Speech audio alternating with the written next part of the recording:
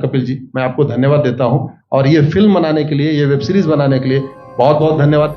कहां का सत्यमेव जयते, कहां का सत्यमेव जयते, कहां का सत्यमेव जयते। सुप्रीम कोर्ट के जजेस, हाई कोर्ट के जजेस जरूर इसको देखें और आत्मचिंतन करें कि भारत की न्याय प्रणाली कहां पहुंच गई है। भारत में टोटल 5 करोड़ केसेस तो वो हैं जो district court, high court, supreme court में है। इसका मतलब 5 करोड़ परिवार न्याय की आशा में बैठा हुआ है। ऑन एन एवरेज एक परिवार में 6 आदमी रख लीजिए, तो यानी 30 करोड़ लोग न्याय की आस लगाए बैठे हुए हैं। 30 करोड़ का मतलब एक अमेरिका, 30 करोड़ का मतलब 15 ऑस्ट्रेलिया, 30 करोड़ का मतलब 7 कनाडा, 30 करोड़ का मतलब 1.5 ब्राजील। इतने लोग भारत में न्याय की आस में बैठे हुए हैं। और ये 5 करोड़ केस तो वो है जो district court, high court, supreme court में है। इसके पैरेलल हमारे देश में एक और जुडिशियल सिस्टम है, उसको कहते हैं तहसीलदार, एसडीएम, एडीएम, डीएम, कमिश्नर, जहां पे चकबंदी के मुकदमे चलते हैं। वो इस 5 करोड़ में काउंटेड नहीं है। जो तहसीलदार के यहां मुकदमा होता है, एसडीएम के यहां मुकदमा होता है, एडीएम के यहां होता है, डीएम के यहां होता है, चकबंदी अधिकारी जिसको सीओ कहते हैं, डीडीसी कहते हैं, एसओसी कहते हैं, वो इसके पैरेलल में है और 5 करोड़ मुकदमे वहां पे भी चल रहे हैं। इसका मैं लाइव एग्जांपल देना चाहूंगा भारत की ब्लैक जस्टिस सिस्टम का। 1985 में जौनपुर में एक 10 बीघे जमीन का मुकदमा शुरू हुआ था। अभी वो सबसे नीचे पायदान पे है, जिसको कहते हैं चकबंदी अधिकारी। 1985 में मुकदमा शुरू हुआ, 2023 आ गया, लगभग 37 साल बीत चुके। 37 साल में यह नहीं तय हो पाया कि असली विल कौन सी है। 2 लोगों ने क्लेम किया, वो कह रहे हैं मुझे विल मिली है, वो कह रहे हैं मुझे विल मिली है। 37 साल में यह नहीं डिसाइड हो पाया असली विल किसकी है।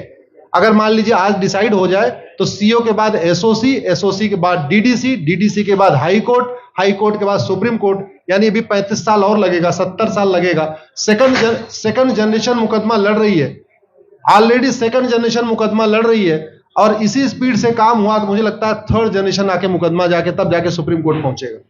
दूसरा एग्जांपल, एक ग्लेरिंग एग्जांपल आपको देता हूं। 1971 के वॉर में पाकिस्तान में बम फेंकने वाले, पाकिस्तान के फौजियों के बहुत सारे बैंकर तोड़ने वाले एक कर्नल कबोत्रा है, पंचकुला में रहते हैं। दुश्मनों के उन्होंने दांत तोड़ दिए।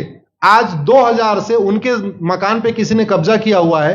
2023 आ चुका है, 23 साल में वो अपने मकान को नहीं छुड़ा पाए। अभी मामला पंचकुला की डिस्ट्रिक्ट कोर्ट में है, उसके बाद चंडीगढ़ हाई कोर्ट जाएगा, फिर सुप्रीम कोर्ट जाएगा। तो 23 साल में वो सबसे नीचे पायदान पे है। वास्तविकता यह है, अंग्रेज चले गए, अंग्रेजी कानून यहीं छोड़ गए, अंग्रेजी व्यवस्था यहीं छोड़ गए। यह व्यवस्था भारत में न्याय देने के लिए नहीं बनी थी। यह जो न्यायिक जुडिशियल सिस्टम था भारत में जो बनाया गया, वो केवल और केवल भारत को लूटने बांटने के लिए बनाया गया था। चूंकि कानून वही चल रहा है, जुडिशियल सिस्टम वही चल रहा है, इवन हमारा ड्रेस भी वही चल रहा है। अंग्रेज काले कपड़े पहनते थे, हम भी काले कपड़े पहनते हैं। अंग्रेज जून के महीने में उनको गर्मी लगती थी तो 1 महीने छुट्टी करके इंग्लैंड चले जाते थे। आज भी हमारा हाई कोर्ट, सुप्रीम कोर्ट पूरे मई जून बंद रहता है।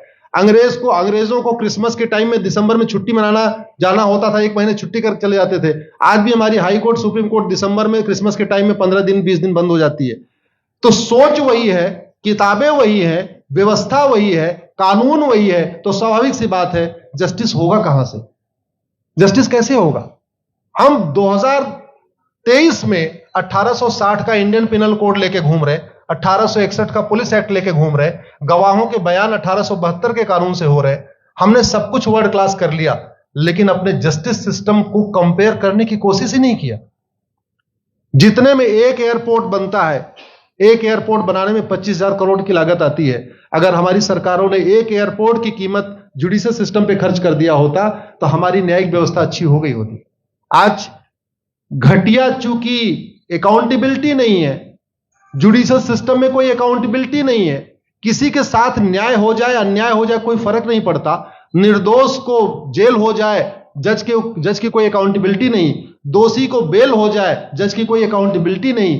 लाखों लाख लोग जेल में सड़ रहे हैं, लाखों धोखेबाज भ्रष्टाचारी बाहर घूम रहे हैं, मूल कारण है ब्लैक जस्टिस सिस्टम। आपने बहुत अच्छा आपने इस पे वेब सीरीज बनाया है, और इस देश में world class airport, world class highway, world class shopping mall, सब कुछ वर्ल्ड क्लास बना लिया। इनफैक्ट अपना मोबाइल का डेटा सुरक्षित रखने के लिए हमारे सांसद, विधायक, जज आईफोन भी यूज करते हैं। अमेरिका का आईफोन यूज करते हैं हमारा डेटा सुरक्षित हो जाए, लेकिन भारत सुरक्षित हो जाए उसके लिए यह नहीं देखते कि जापान में कौन सा कानून है, अमेरिका में कौन सा कानून है, सिंगापुर में क्या अच्छा चल रहा है। कनाडा में रेंट का मामला एक डेट में खत्म होता है। सिंगापुर में अभी कुछ दिन पहले एक व्यक्ति के पास 900 ग्राम गांजा पाया गया, उसको फांसी हुई है। दोबारा वहां ड्रग स्मगलिंग होगी क्या? तो भारत में चाहे वो ड्रग स्मगलिंग है, माफिया राज है, ह्यूमन ट्रैफिकिंग है, इन सब के लिए हमारा जस्टिस सिस्टम जिम्मेदार है। कोई भी अपराध होता है उसमें दो पक्ष होता है, एक पीड़ित, एक अपराध करने वाला। जो पीड़ित होता है वो चाहता है जल्दी उसको न्याय मिल जाए, अपराध करने वाला चाहता है मुकदमा लंबा चले। भारत का न्यायिक सिस्टम अपराध करने वाले के साथ खड़ा है। बलात्कारी चाहता है उसका मुकदमा 30 साल चले, और मुकदमा 30 साल चलता है। भू माफिया चाहता है कि गरीब की जमीन पे कब्जा कर ले, उसका मुकदमा 50 साल चले, और आज की डेट में मुकदमा 50 साल चल रहा है। इसका मतलब वर्तमान न्यायिक सिस्टम बलात्कारी के पक्ष में है, भू माफिया के पक्ष में है, ड्रग स्मगलर के पक्ष में है, ह्यूमन ट्रैफिकर के पक्ष में है, नक्सलियों के पक्ष में है, माओवादियों के पक्ष में है, जो लोग देश विरोधी काम कर रहे हैं उनके पक्ष में है। 40 साल 50 साल के बाद किसी व्यक्ति ने मिलावट करके लोगों का स्वास्थ्य खराब कर दिया, उसको 50 साल के बाद सजा हो रही है। इस बीच उसने कम से कम पता नहीं कितने लोगों का और भी कर दिया। तो ये जो जस्टिस सिस्टम होता है दवा की तरीके काम करता है। जैसे दवा अच्छी होती है बीमारी तुरंत ठीक हो जाती है, अगर दवा घटिया होती है तो बीमारी बढ़ जाती है। दवा खाने के बाद शरीर एज इट इज नहीं रहता, या तो बीमारी ठीक होती है या तो बीमारी बढ़ती है। अगर कोई आदमी एक गांव में किसी के साथ कुछ गलत कर दे, उसको 6 महीने के अंदर सजा हो जाए, साल भर के अंदर हो जाए, दूसरा अपराध वहां नहीं होगा। लेकिन अगर उस व्यक्ति को पनिशमेंट नहीं मिला तो स्वाभाविक सी बात है उसने उसको और मोटिवेट कर दिया। कहते नहीं ऐसे बुखार है, तुरंत 2 गोली खाइए बुखार ठीक हो गया, लेकिन अगर आपने दवा नहीं खाई या गलत दवा खा लिया तो टाइफाइड होगा या निमोनिया होगा। दुर्भाग्यवश ये हमारा जस्टिस सिस्टम यही कर रहा है। आज की डेट में जितनी समस्याएं हैं, चाहे वो घूसखोरी है, जमाखोरी है, मिलावटखोरी है, कालाबाजारी है, नशा तस्करी है, मानव तस्करी है, सोना तस्करी है, ड्रग स्मगलिंग है, या नक्सलवाद है, या माओवाद है, या कट्टरवाद है, जो भी समस्याएं हैं, उसका एक बहुत बड़ा कारण यह है कि हमारा जस्टिस सिस्टम उसको टैकल नहीं कर पा रहा है, उसको पकड़ नहीं पा रहा है, और इसीलिए भारत में अराजकता है। मैं तो इतने जानता हूं, ऐसी कोई बीमारी नहीं जिसकी कोई दवाई नहीं, ऐसी कोई समस्या नहीं जिसका कोई समाधान नहीं। हम हर चीज के लिए बाहर से चीजें खरीदते हैं, तो हम ये क्यों नहीं देख रहे हैं कि आखिर चाइना का जस्टिस सिस्टम कैसा है, सिंगापुर का कैसा है, कनाडा का कैसा है, फ्रांस का कैसा है, और अमेरिका का कैसा है। हम क्यों नहीं बेस्ट प्रैक्टिसेस उनकी अडॉप्ट कर लेते। दुनिया के कई देशों ने नार्को पॉलीग्राफ ब्रेन मैपिंग कानून बना दिया। मेरी बहन दीपिका नारायण बैठी हुई है, ये लगातार फॉल्स केसेस के खिलाफ, इनको मैं देखता रहता हूं, एक्टिव रहती है। एक कानून बन जाए नार्को पॉलीग्राफ ब्रेन मैपिंग, और कंप्लेन पे अंडरटेकिंग ले लिया जाए कि जो कुछ मैं शिकायत कर रहा हूं इसके लिए मैं अपना नार्को पॉलीग्राफ ब्रेन मैपिंग कराने के लिए तैयार हूं, हजारों की संख्या में फेक केसेस खुद ही खत्म हो जाएंगे। आज की डेट में लोग जुडिशरी की लापरवाही के साथ साथ फर्जी केस से परेशान है, फर्जी गवाही से परेशान है, फर्जी एफआईआर से परेशान है, हजारों परिवार परेशान है। कई बार देखा गया कि जो फैमिली के केसेस होते हैं उसमें कितने सारे फेक केसेस भी आ रहे हैं। तो जो वास्तव में दोषी हैं उनको पनिशमेंट नहीं मिल पा रहा है, जो निर्दोष हैं उनके खिलाफ फर्जी केसेस हो रहे हैं। आज की डेट में गांव में एक दबंग अगर जमीन कब्जा कर लेता है, किसी की हिम्मत नहीं पड़ती उसके खिलाफ कोई गवाही दे दे।